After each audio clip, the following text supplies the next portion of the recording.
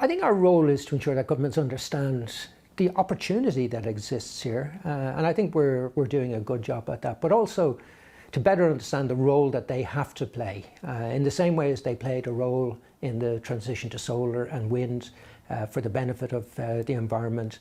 They have a significant role to play in the transition from traditional jet kerosene to sustainable aviation fuel.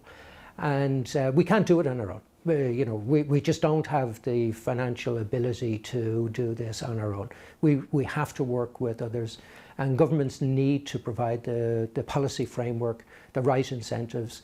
They need to be very clear that the measures they're taking have the intended consequences, and recognise that when they have unintended consequences that they need to change that.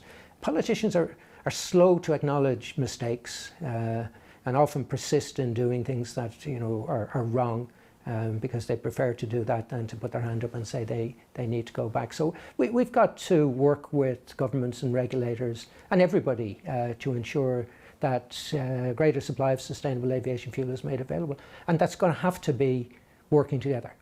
As I said, we can't do it on our own. We rely on lots of other partners to deliver on this, but governments have a very important role to play to ensure that the framework is there to incentivise greater production. We are seeing an increase in the level of sustainable aviation fuel being produced, but it's still at very low quantities compared to what we need. So I think we've estimated it'll be just over 0.5% of the fuel that we'll use this year.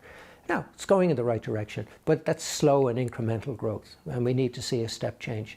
I think the positive is we are seeing significant investment in certain parts of the world, particularly the US, in facilities to produce more sustainable fuel. And in fact, I'm hearing more and more exciting stories coming out of the US, where the government at a federal level has provided incentives and tax breaks, and at state level there's some incentives as well. So the story in the US is actually quite encouraging. We need to ensure that that story is heard by other governments around the world, and that the lessons from what the US is doing can be learned.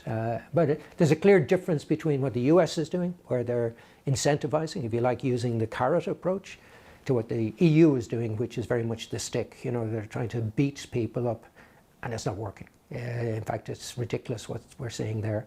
There's zero environmental benefit. If I look at France, where they have a blending mandate, which requires fuel companies to produce SAF to blend.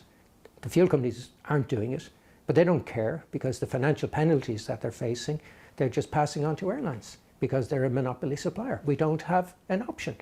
So it's done zero, absolutely nothing to improve the production of sustainable fuel, and has just merely added to the cost of operating, which ultimately gets borne by the consumer. So no environmental impact and negative economic impact.